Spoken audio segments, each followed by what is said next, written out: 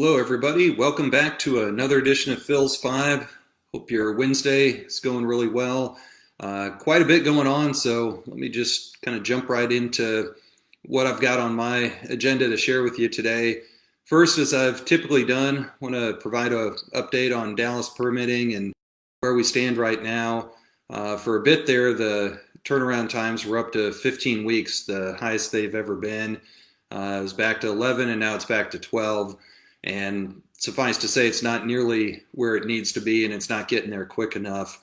Don't despair, though. We're making some pretty significant progress, at least talking to council members and having a very important conversation tomorrow that's going to be led by Councilman Tanell Atkins with members of the industry and key city staff to really, I hope, start taking the bold moves that it's going to need to take to get this thing cleared up than the end of next month. I know the city wants to wait till maybe April to get around to doing this. That's too long. That would have been a year since they first had to make the adjustments that only took other cities just a couple weeks. And in the meantime, I'm going to share here in an article pretty soon a memo that we sent to council that has very specific recommendations that include getting third parties in there to help. Maybe not necessarily you getting to choose who you work with on a third-party plan reviewer, but having somebody as an option other than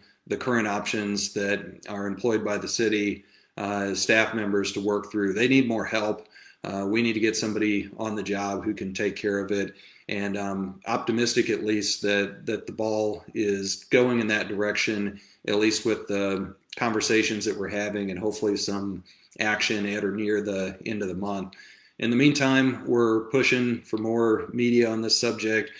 Just got off the phone with the Dallas Business Journal, so I'm hoping that we'll get an article out of them, and then we're going to go back and do follow-up stories with some of the news TV media that had covered this in the past. So we're continuing to work for you. As I know I mentioned a ton of times, I'm not going to stop on this. We're having conversations day and night at all hours with staff, with council members, with everybody who has a vested interest in getting this done. And I also appreciate you guys who continue to keep me in the loop and reach out to your council members on the issues that you're having. That helps keep this thing on the front burner, and it helps keep it fresh in terms of reminding them of who's impacted by this and what the stakes are for the city.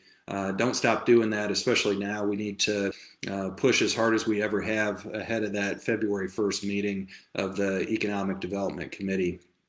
Also, want to include in the opening thoughts, we had a inauguration today, President Joe Biden taking over, and I know probably it spans, if I look at my Facebook feed, it spans from being excited, very hopeful, or less than hopeful, and perhaps even angry about this. There was a lot of talk in the president's speech about unity, and I'm not going to get into the politics of how you feel about the unity that he was talking about, but I will share that I think now more than ever, unity is important with the housing industry and with our membership. We are undoubtedly going to have a lot of challenges when it comes to some of the regulatory things that we saw under the Obama administration. We were there for you. We worked on those. We did our best, and we had a lot of success there. And I'll remind you that this industry had a lot of good years under that administration, and we're going to have a lot of good years under this one too. I think that we proved back in March, when everything was shutting down and the very existence of the industry became something that was being debated by politicians in this area, we saw that people from all sides of the spectrum stepped up to help keep us essential and keep you working.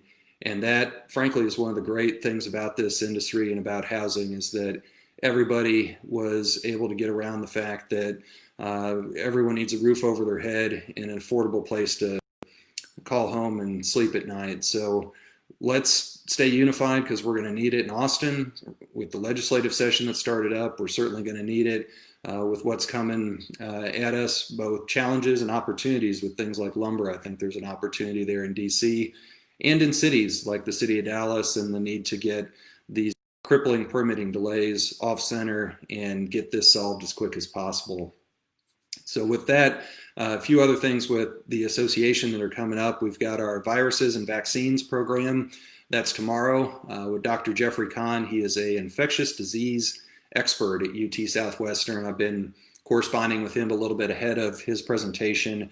He's going to have some really interesting things to share and some perspectives that I think will maybe help us figure out, when are we going to make that return to normal? What are we dealing with some of these virus variants out there, and what's really going on with the different vaccines and the need to get those into as many arms as possible. So again, that's tomorrow, the 21st, starting at 10 a.m. You can register at dallasbuilders.org. Some other educational opportunities. We've got 3 classes coming up at project site, in person or virtual, however you'd like, on January 28th, looking at exterior wall weatherization. There's a certification class with risk management and insurance, February 2nd, certainly a timely topic. And then also tips and strategies for mastering your virtual sales presentation on February 4th. So you can register for all 3 of those at dallasbuilders.org, and I appreciate Structure Home Warranty for being the sponsor there.